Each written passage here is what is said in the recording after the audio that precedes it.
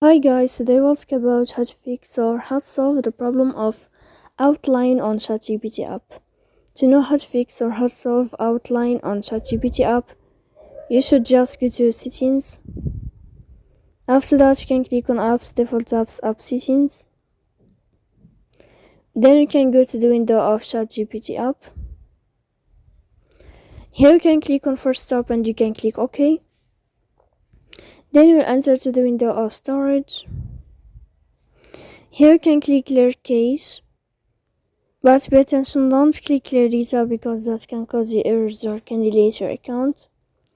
In the end, you can turn on your airplane mode and you can turn off your airplane mode again. So please don't forget to support us by like and subscribe.